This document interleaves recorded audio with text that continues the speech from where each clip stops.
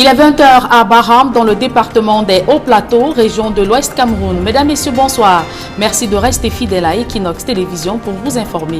Innocent Azé, good evening. Thank you, Julian. Good evening to you and to our viewers. Good evening as well. Thanks for joining us in this edition of the 8 p.m. bilingual newscast on Equinox Television. In our top stories, the Mboro community has rejected allegations that it connects with the military to kill 21 civilians in Garbutumbo in the Dongamantung division of the northwest region of Cameroon on February 14, 2020. They're rejecting the reports published by Human Rights Watch accusing them of being in collaboration with the military and masterminding the act that was during the press conference granted in the nation's political capital. Yaoundé will equally tell you about fresh killings in Babanki Tungo, that is in the Tuba subdivision, Mesam division of the northwest region of the country, where at least 9 armed separatists have been killed, and also the clash between separatist fighters and the military led to the death of at least 10 civilians. More in this newscast. À quelques jours de l'élection des maires de ville au Cameroun, le Parti camerounais pour la réconciliation nationale demande l'annulation de l'élection des grands conseillers de la commune de Douala 5e. Le parti de Cabralibi dénonce la violation du code électoral et vient de ce fait d'introduire 2 recours devant le tribunal administratif du littoral. Voilà pour le sommaire, les détails c'est dans un instant.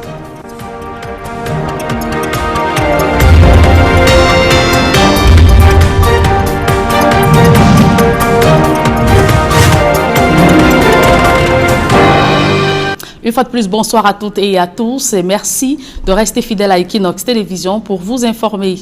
Ouvrons ce journal par le record d'insécurité au marché Sandaga. C'est dans le premier arrondissement de la ville de Douala. 3 agressions à l'arme blanche ont été perpétrées dans la nuit d'hier à aujourd'hui par une bande d'individus encore non identifiés. Les victimes déplorent près de 40 millions de francs CFA et des téléphones portables emportés. Le récit d'une nuit mouvementée avec Innocent Abega et Jean-Paul Chouniat. La nuit de samedi à dimanche a été très mouvementée au marché Sandaga de Douala. 3 agressions à l'arme blanche en moins de 24 heures. Gardiens de nuit, transporteurs-livreurs de produits maraîchers et des commerçants brutalisés et dépouillés de leurs biens par une bande d'individus non identifiés.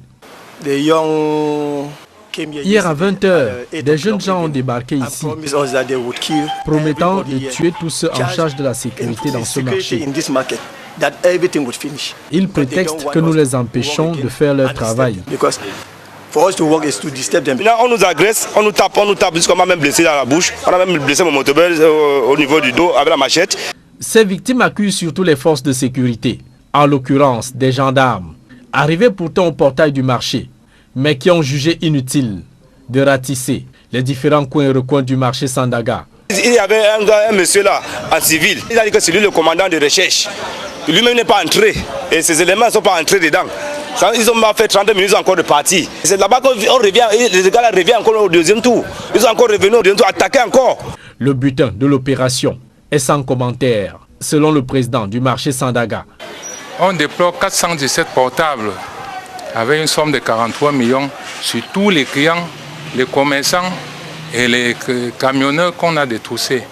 D'après des témoignages concordants, cette vendetta serait partie de l'expulsion d'un groupe d'enfants de la rue qui avaient élu domicile au marché Sandaga et dont l'un d'eux en serait mort. Cette expédition punitive vient donc rajouter à l'insécurité ambiante à Sandaga, un important marché pourtant situé à un jeu de pierre de 3 unités de force de maintien de l'ordre. Le commissariat de police du 4e arrondissement, plus haut, la brigade de gendarmerie et la compagnie du port autonome de Douala, plus bas. Et le gouvernement camerounais donne 45 jours aux opérateurs de téléphonie mobile pour mettre en place un mécanisme d'identification préalable avant tout envoi ou retrait d'argent dans les points mobile ou Orange Money.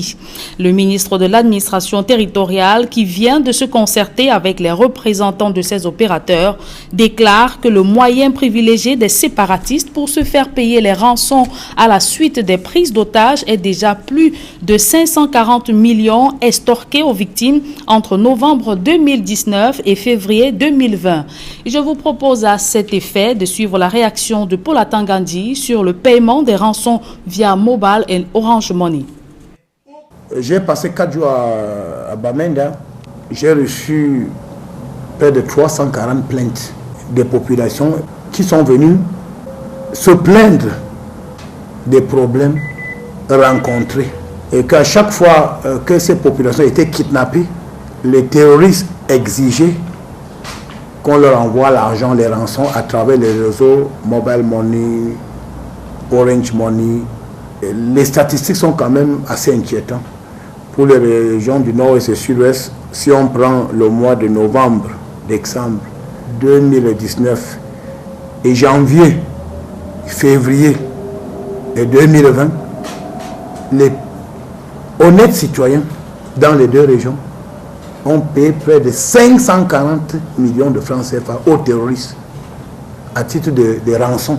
Donc c'est un bon produit, mais les terroristes se sont emparés de ces produits parce qu'ils peuvent recevoir de l'argent sans être, n'est-ce pas, arrêtés par la police et la gendarmerie.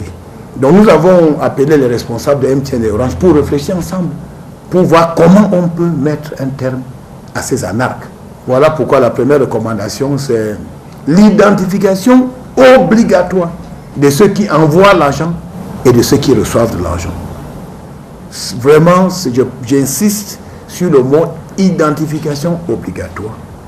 Ensuite, il va y avoir d'autres méthodes de contrôle qui permettent à la police et à la gendarmerie de traquer les terroristes quand ils mettent le mécanisme pour extorquer l'argent aux populations. Le ministre de l'administration territoriale instruit également à ses opérateurs de téléphonie mobile de trouver un mécanisme de blocage et de récupération de son argent par l'expéditeur en cas d'erreur sur le numéro lors de l'envoi. Nous l'écoutons une fois de plus. Les populations disent qu'en utilisant les réseaux Orange Money ou Mobile Money, lorsque vous faites une erreur de chiffre, par exemple, le dernier chiffre d'un numéro c'est 45, mais au moment d'envoyer l'argent, vous mettez plutôt 47 au lieu de 45, l'argent est parti à quelqu'un de l'autre côté. Et celui qui envoie l'argent n'a plus le moyen d'arrêter cette opération. Donc en fin de compte, les populations sont victimes, n'est-ce pas, des erreurs des opérateurs. Nous discutons avec Orange Money et MTN de mettre sur pied un mécanisme qui permet à chaque client de reprendre son argent en cas d'erreur. Nous avons appelé MTN et Orange de réfléchir et de revenir vers nous dans un délai de 45 jours et de nous dire exactement quels sont les mécanismes mis sur pied pour que les terroristes cessent d'arnaquer les Camerounais. Pourquoi le secteur touristique peine-t-il à prendre son envol au Cameroun? La crise anglophone et les attentats suicides de Boko Haram sont les principaux freins au développement du tourisme au Cameroun.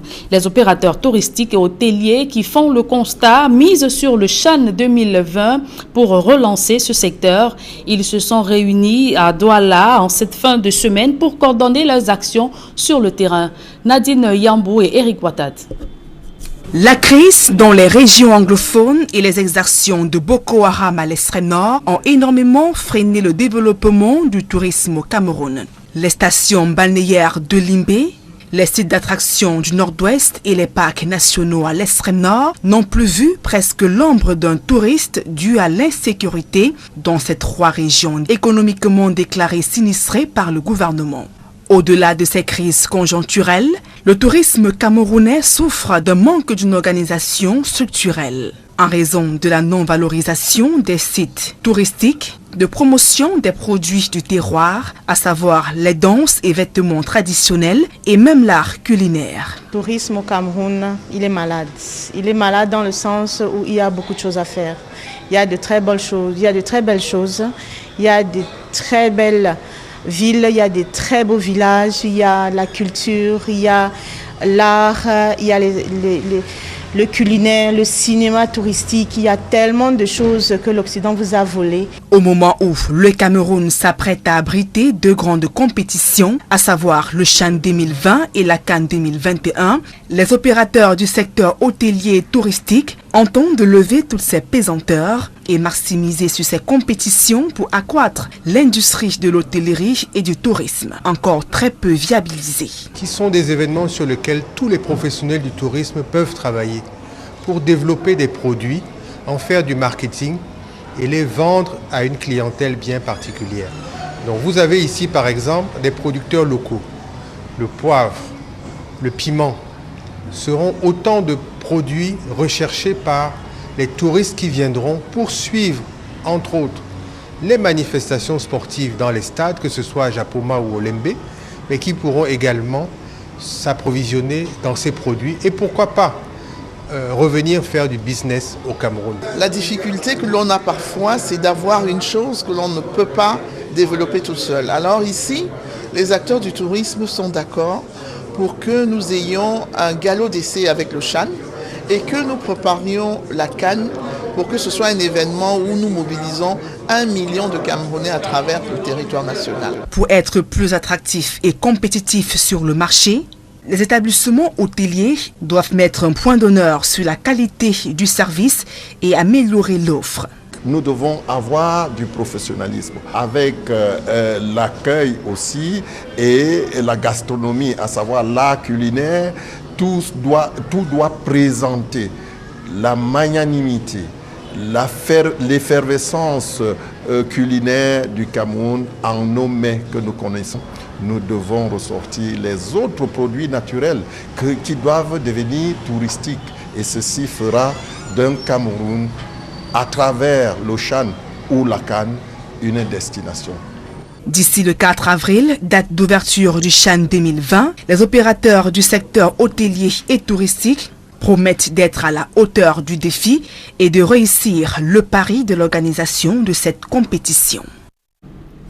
Parlons santé à présent. Le plateau technique de la salle de néonatologie de l'hôpital de district de Loum vient d'être amélioré. Le matériel en question, dont d'une élite de la localité, permettra la prise en charge des enfants nés avant terme. Les précisions de Jacquino Moulon et Flavien Valondongo. Hôpital de district de Loum, la salle de néonatologie, désormais équipée d'un matériel de qualité, et donc prêt à répondre à toute éventualité néonatale. Aujourd'hui, l'hôpital de Loum se fixe, se met au niveau des hôpitaux de référence en matière de néonatologie. Dans tout le Mongo, je crois qu'il n'y a que l'hôpital de Loum. Il y a 2 incubateurs actuellement fonctionnels et une salle de néonatologie. Je dis bien en dehors de l'hôpital Saint-Jean-de-Marc qui est un hôpital privé. Lors de la cérémonie de présentation du nécessaire qui permet aux enfants nés avant terme d'être pris en charge, le président du comité de gestion n'a pas manqué d'éloges à l'endroit du bienfaiteur. Nous souhaitons que ce geste fasse tâche d'huile pour que d'autres Loumois puissent suivre le pas de M. Mbianda qui est un digne fils de la localité de Loum. Je suis un président du comité de gestion satisfait et heureux de voir que cet instrument vient comme ça améliorer le plateau, non seulement rehausser le plateau technique de cet hôpital, mais améliorer la santé des bébés prématurés qui viendront à naître dans cette unité sanitaire. La réhabilitation des infrastructures et la mise en place d'un système permettant à la formation sanitaire d'attirer à nouveau des patients sont entre autres défis qui préoccupent le donateur. Nonobstant le dispositif médical en place, mais il y a encore beaucoup de travail, comme vous avez pu le constater, à faire. Quel est le donateur qui acceptera en plus d'acheter à plusieurs coups de millions des incubateurs? Et puis sur le terrain, il comprend que c'est à lui de reconstruire pratiquement le bâtiment, de revoir tout le système électrique, etc., et de former le personnel. Ça n'est pas simple. Je suis tellement motivé. Et comme on dit, lorsqu'on aime, on ne compte pas, même quand on a les poches vides. Et comme j'aime Loum, donc je n'ai pas compté. Afin de témoigner et surtout de donner l'onction des pouvoirs publics, le sous-préfet de l'arrondissement de Loum a invité les fils et filles de la localité à emboîter le pas aux bienfaiteurs. Non seulement le geste en lui-même mérite d'être applaudi, mais la qualité de ces gestes mérite davantage d'être encouragée Et je l'ai dit, l'État éprouve des difficultés. L'État fait appel aux élites, pour ne pas dire à toutes les populations. Nous devons mettre la main dans la pâte pour tout projet de développement de notre pays. Et M. Bianda, je le répète encore, l'a compris. Donc une fois de plus, je le remercie au nom du gouvernement, au nom de l'État, et j'appelle les autres à lui emboîter le pas. Avec ce nouveau matériel, l'hôpital des districts de Loum prend désormais des allures d'une structure sanitaire de référence dans le domaine de la néonatologie dans le département du Mungo. Et nous vous le disions en titre, le Parti camerounais pour la réconciliation nationale demande l'annulation de l'élection des grands conseillers de la commune de Douala 5e. Le parti de Cabra-Libi dénonce la violation du code électoral dans la désignation de ces derniers. Il vient d'ailleurs d'introduire 2 recours devant le tribunal administratif du littoral. D'autres précisions dans ce reportage de Donald Brice Kamgan et Séverin Tchouban. Ce sont des militants désabusés du Parti camerounais pour la réconciliation nationale qui se sont présentés à la presse à Douala. Ici au siège du parti à la Cité des Palmiers dans le 5e arrondissement, ils sont remontés par ce qu'ils appellent les basses manœuvres du RDPC. Premier mobile, le parti n'a aucun grand conseiller sur les 10 de Douala 5e qui siégeront à la mairie de ville de Douala, et ça en dépit de ses 11 conseillers municipaux. D'après ses calculs, le PCRN, devant le SIF en termes de nombre de conseillers à Douala 5e, estime en effet qu'il avait droit à 2 grands conseillers selon la configuration politique du conseil municipal. Pour le cas du PCRN, on devait faire 11 conseillers divisé par 6. On trouvait 1,98. Et la plus forte moyenne, comme il n'y a pas, comme c'est le PCRN devait donc avoir 2 grands conseillers. Et pour le cas du SIF, on faisait 7 divisé par 6. Elle leur donnait 1,0 au poussière. Donc il avait droit à un grand conseiller. Si on est parti sur les calculs de la proportionnalité, on se retrouve donc que le RDPC devrait avoir 7 grands conseillers, le PCRN 2 grands conseillers et le SDF 1 grand conseiller. Deuxième grief, l'élection des adjoints au maire de Douala 5e s'est déroulée à main levée. Des actes qui, pour le PCRN, traduisent une volonté manifeste de l'anéantir. Des faits et dôles qui ont amené les représentants de la formation politique à ne pas signer les procès-verbaux de la session de plan droit. La loi est claire. L'élection des adjoints au maire se fait effectivement au scrutin des listes. Un scrutin des listes est secret, ce qui n'a pas été le cas à Douala 5e. Ça se fait à main levée. C'est-à-dire on a une fois de plus violé la loi. Pour les 2 griefs soulevés, la formation politique a introduit 2 recours devant le tribunal administratif du littoral. L'un demande l'annulation de l'élection des grands conseillers à Douala 5e et l'autre celle des adjoints au maire. Sur les 10 grands conseillers à Douala 5e, le RDPC s'en sort avec 9 et 1 pour le Social Democratic Front. Le PCRN, quant à lui, obtient un adjoint au maire. Page triste dans ce journal, l'avocat du MRC, maître Sylvain Swop, repose désormais à Baham dans les hauts plateaux de l'Ouest. Il a été inhumé hier samedi en présence de ses pairs et militants du MRC avec en tête de file le professeur Maurice Kamto. Le compte rendu de son dernier voyage avec Leclerc Taken.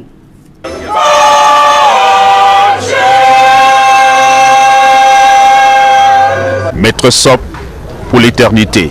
L'avocat vient d'être porté en terre, ici à Baham, région de l'Ouest Cameroun. La famille, amis et connaissances sont venus lui rendre un dernier hommage. Maître Sop, vraiment, c'est une icône, c'est un grand avocat, c'est un grand confrère, parce que très solidaire, très bien avec tous les autres avocats, et très bon dans son métier. C'est un brave esprit, très intelligent et fervent défenseur de la justice. Il nous manquera beaucoup. Nous perdons un ami, nous perdons un frère, nous perdons vraiment quelqu'un qui était disponible pour tout le monde. Et je pense que les témoignages que nous écoutons montrent à quel point Sylvain était un serviteur, pas seulement un serviteur partisan, un serviteur de tout le monde. Un défenseur de faibles, il a mené un grand combat pour la démocratie au pays. Sa mort laisse un très grand vide. La disparition de Maître Sop laisse une blessure inguérissable dans le cœur de sa progéniture. Comment vous dites que je peux bien savoir son odeur, c'est tellement. Comment vous dites que quelqu'un peut juste mentir? C'est moi. On passe ma chemise. La famille a foi que l'enquête ouverte permettra de savoir un peu plus sur les circonstances de sa mort. Le Conseil de l'ordre a déposé une plainte contre X Un certain nombre d'avocats ont été désignés par monsieur le bâtonnier pour suivre ces dossiers. Mais vous savez, c'est secret.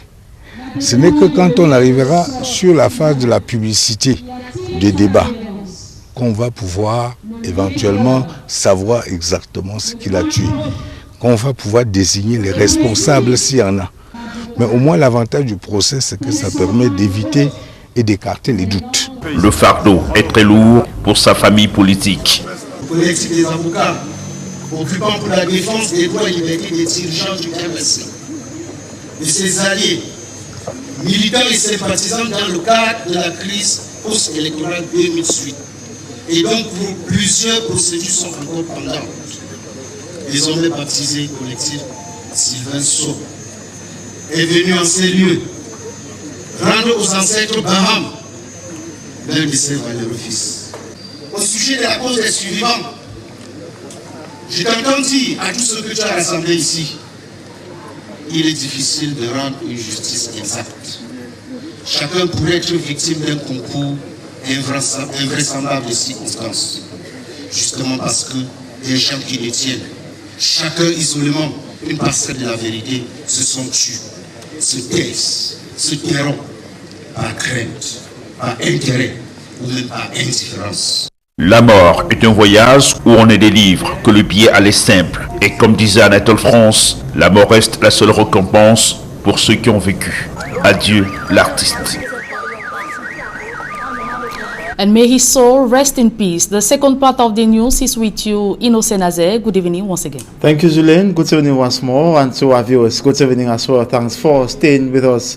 We begin straight away with news in the northwest region of the country to say following declarations made by some Garbu locals and Human Rights Watch, the military alongside members of the Fulani ethnic group killed 21 civilians, including 13 children in Garbu Ntumbo. The Mboro community in the northwest region denies ever cooperating with soldiers to mastermind the killings and property destruction. In a press conference in Yaoundé, a non-governmental organization, Societal Development Observatory, that's SDO, debunked the allegations.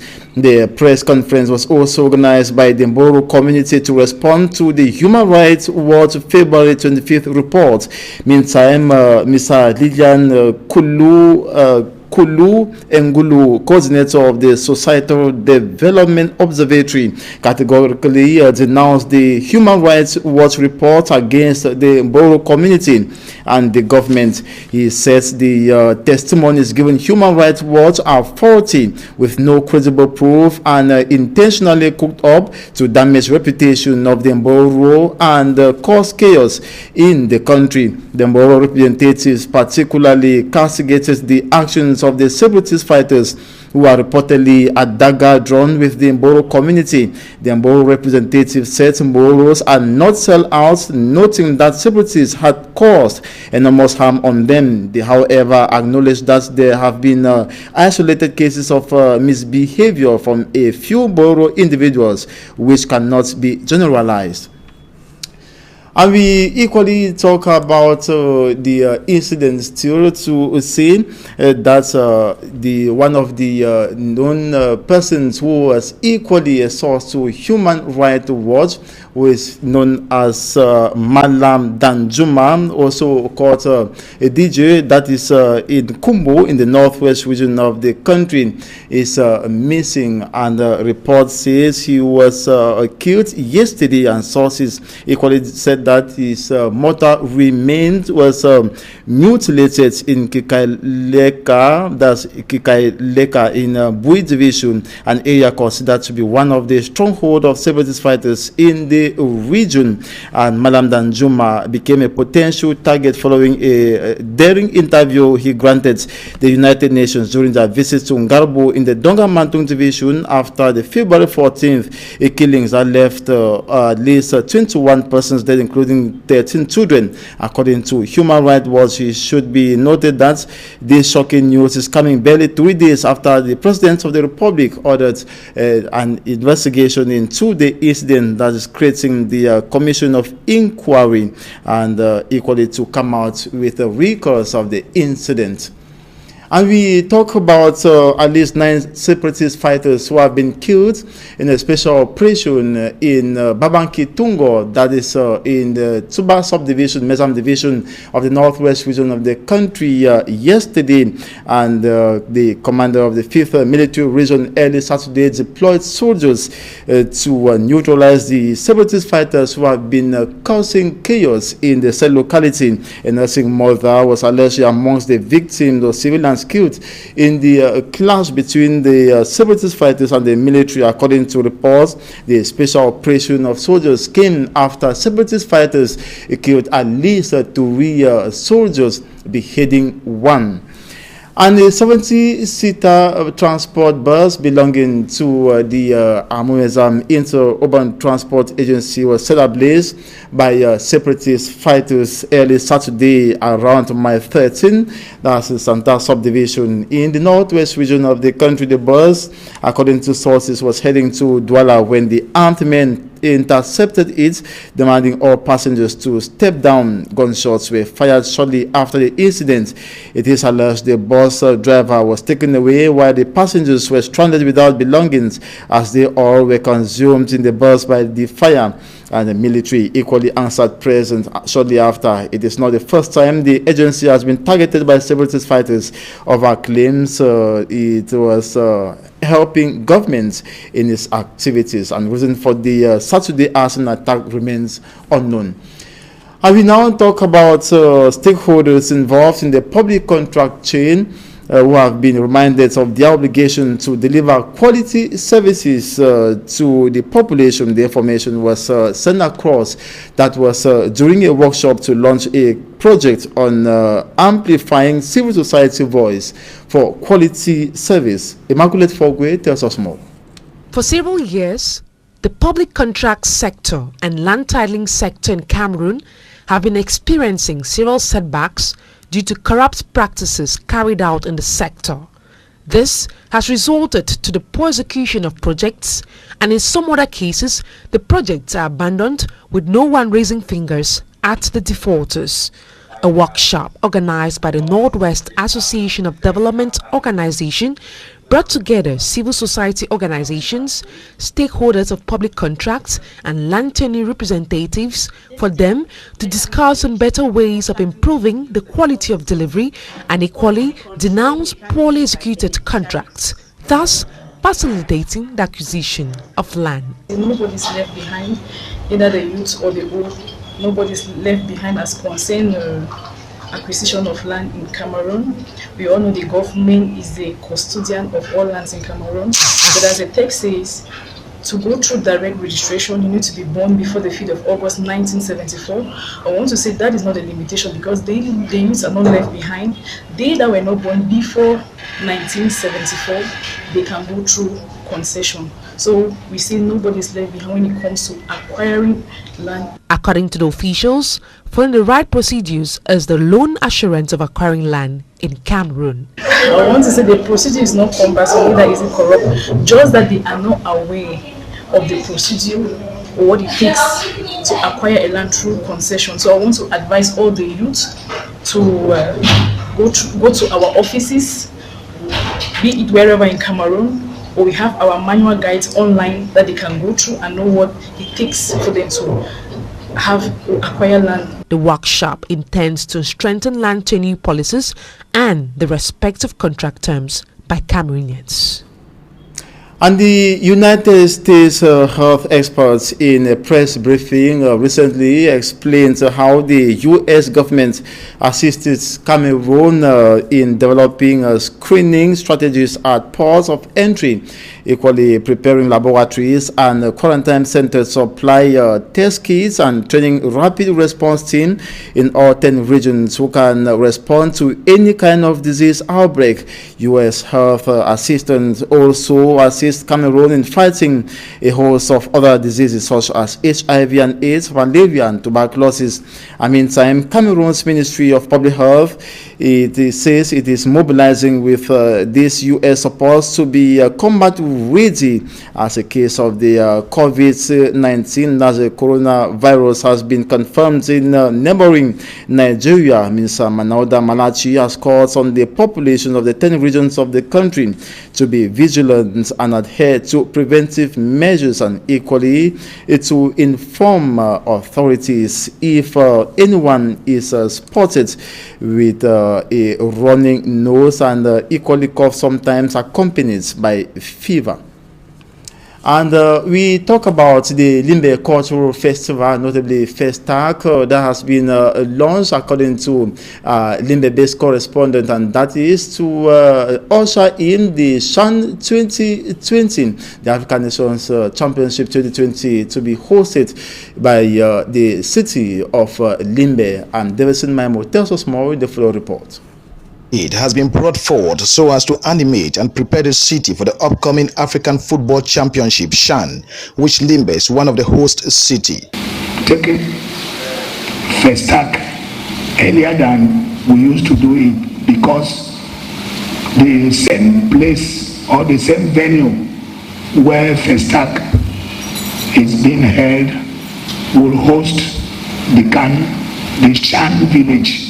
Speaking at the press conference, the vision bearer of Limbe Festival of Art and Culture, Limbe Festac, Motanga Andrew Monjimba, elected city mayor of the city of Limbe, says for 6 years running, the Art and Cultural Festival has greatly improved on the mindset of Cameroonians, especially the youth, towards knowing and loving their culture and tradition, which is being threatened by modernism. The vision bearer nevertheless cautioned that the Limbe Festival of Art and Culture belongs to the people, and as such, those thinking to disrupt the festival should equally think of the importance these festivals have to play, not just empowering the people economically, but equally as a sort of relaxation, especially as many have suffered trauma, pains due to the ongoing Anglophone crisis. This year's festival shall have as innovations the economic situation of Limbe.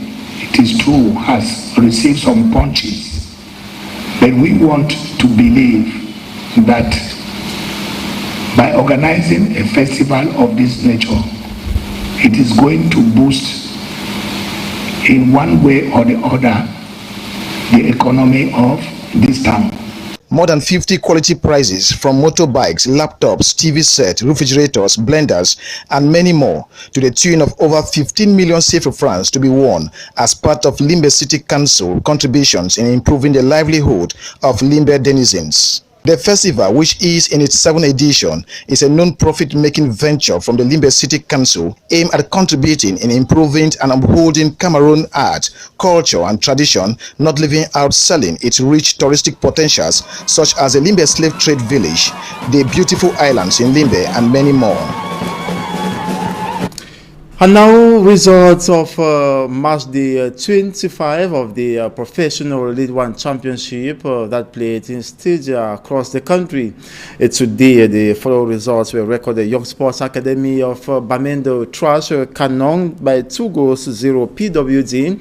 Of Bamenda 3, Eding 3, Kanong 1, Dragon 0, Fuvu 3, Colomb 0, UMS of Loom 2, RS Fortuna 2, Panther 0, Stade Renard 2, Avion 0, Future 1, Tonnerre Calara, Football Club 0, Bamboo 0.